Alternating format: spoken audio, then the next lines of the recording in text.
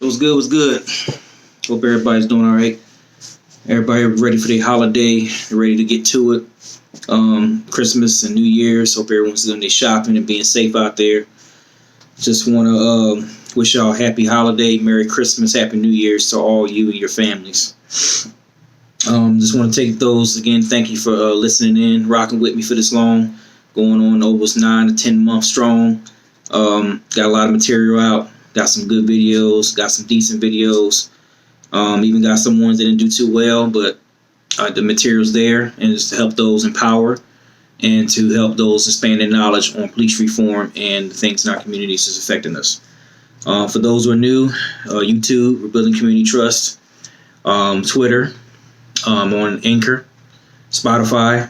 I actually upload these next couple of videos. I'm going to go ahead and audio convert them over and bring them over to Spotify so y'all can download for podcasts, listening pleasure. And also on my site is www.rebuildingcommunitytrust.org. Again, www.rebuildingcommunitytrust.org. Please subscribe, hit the bell for any new content coming out. Got some good stuff coming up this upcoming year. Definitely getting some more podcasts with different individuals that I've run across. They want to discuss different topics from their knowledge from Homeland Security and criminal justice. So just stay tuned for that.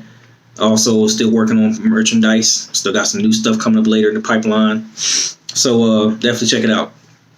So I'm not going to make this video very long. Usually my videos are like 20 minutes long. I'm just going to keep it real short and sweet. The topic that I want to talk about real quick is just the type of music we're listening to. The glorification of music. So what inspired me to do this video was Juice WRLD's death. He died December 8th. He had overdose drugs, different things out there in tabloids. Some say suicide. Some say that he was trying to avoid some federal time, jail time, or prosecution, or even any type of investigation with the federal authorities because of the amount of marijuana he had, guns, and drugs. So he took the drugs in. He didn't want to get caught, and that led up to his body failing to the overdose. But just the type of music he listened to and the stuff we glorify, our youth, is so important. Again, our youth is our future. So the things that we do for our youth, the things that we represent in our youth, the groundwork, the blueprint that we leave for our youth is going to determine what they are. If we as parents, guardians, family members, if we're not investing in our future of our youth and putting positive vibes and positive things in front of them, they're going to mirror what they see. The social media and music and entertainment industry is so big now on all platforms that it's hard, it's inevitable to get away from it. You know, from our TV shows to the music we listen to, the access to social media, access to big YouTube and Apple Podcast. I mean, you can go on and on. There's so many different avenues that you can get music from that it's inevitable for our kids not to get involved, to not get engaged with the music we listen to. And just we got to be, as parents and guardians, we just got to continue to teach our kids and mold them. We got to continue to educate them the differences, because again, especially if your kids are around, another in high school and you're around these different kids, other kids is going to influence others. The technology is going to be it's above reproach, so he's not like your kid's not going to be exposed to it in some form. Whether depending on what genre of music it is, it don't matter if it's hip hop, rock and roll, country. It doesn't matter if you cross genre music. Some people listen to different versions of different things. Juice WRLD is a prime example of listening to rock and roll, heavy metal, and combine it with hip hop. His influences were, Billy Idol and Aerosmith, Nickelback, and Marilyn Manson, and you can go on and on. And then you listen to Kanye West, 808 Heartbreak. Listen to Molly Perkins with Future. Listen to Gucci Mane. Listen to Young Jeezy. You can go on and on. So the influences of the music that we listen to can determine our outcome. Juice WRLD, again, I had to keep harping on him, but his influences caused him to be one of the biggest young artists to date. With his music. You got Lucid Dreams, you got Emotional Overdoses, emo rap that is out now. Lil Peep, and you got 6ix9ine, XXXTentacion. You got all these artists that are gone now. Mac Miller. These artists, these artists are putting out this type of music to where it's influencing. I read the comments when I'm studying his music, And I just see how much the youth are interacting with his music, and some of them feel like they're helping him, they're relating to him. And, you know, the amount of drugs and alcohol and heartbreak that is mentioned in his music is bar none.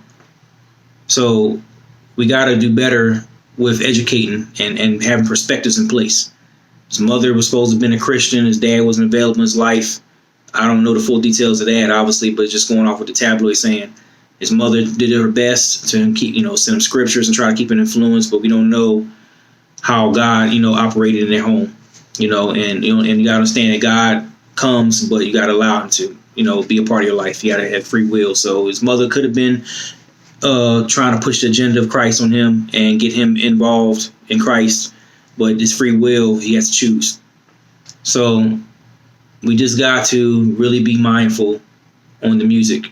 You know what I'm saying? The music's been through generations from the 70s, 60s, NWA and Run DMC, and you got many artists that's out here that are spreading their music, spreading their creativity in so many forms. You got artists that are, are actually lyrically talented, and there's, a lot of them that use productions and stuff like that, beats, and using different ways of getting, their point across.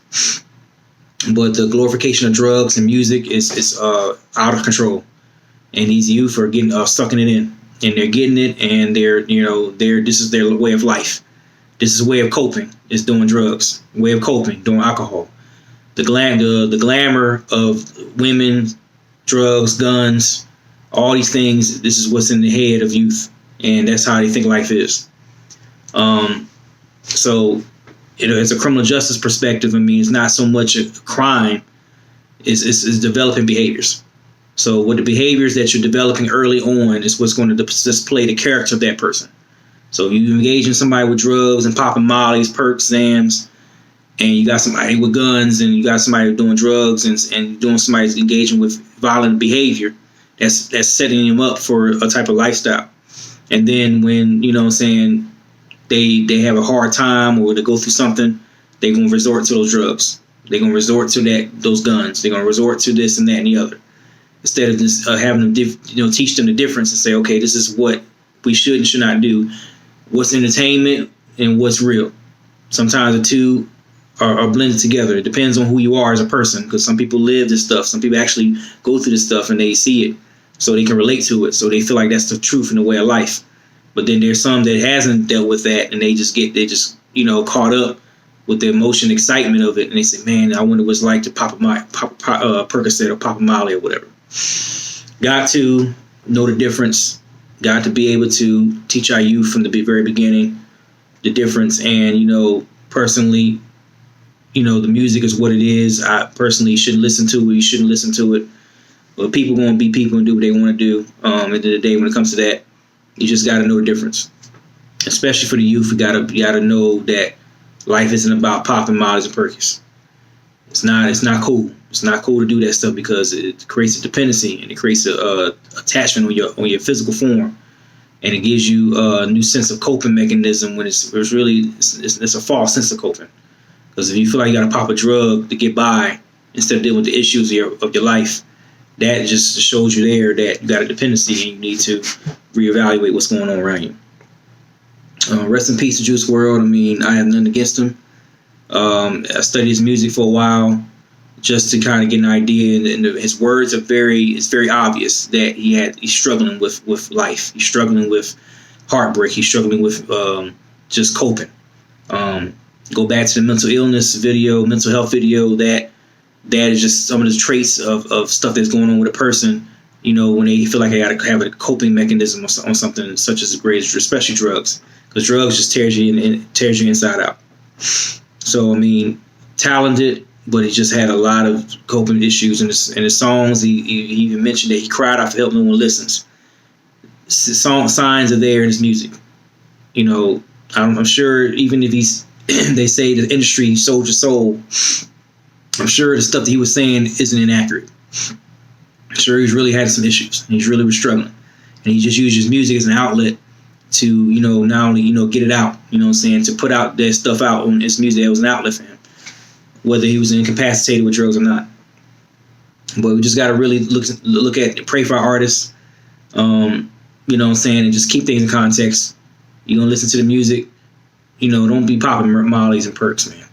You know, and just that's our youth. We got to be able to educate them and teach them, because at the end of the day, they're our future. And if our future's trash, then we as a people gonna be trash. If our future is bright and we teaching our kids what they need to be taught, and being able to give them well-rounded and get them out there to see life in a whole different set of a lens, then our future will be better. You know what I'm saying? We can leave our kids a generational legacy that can pass on for generations to others and their kids. So, like I said, I'm not going to make this very, very long. It's just something that was on my heart. Just stay tuned for more information coming up to the next video. We're doing citizen review boards. That's going to be the next big one. That's going to get people really involved. It's going to kind of set a pinnacle up for the new year, get a fresh new start, get something strong going, because citizen review boards are so important in our communities. We need those. It's not enough. And people really need to understand what they are and what they mean and how important they are. So just have a happy holiday again. Stay tuned to the site. Subscribe. Hit the bell. Please share this with someone who needs it. A lot of youth. Again, that's my fault. It's my heart and passion is dealing with the youth so early, because they're getting attacked the most. So when I hear topics and I see things, foreseeing things with the youth is coming up, I want to put it out.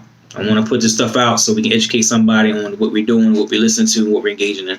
Everything's the ear gate, eye gate. Everything we engage, we're taking in.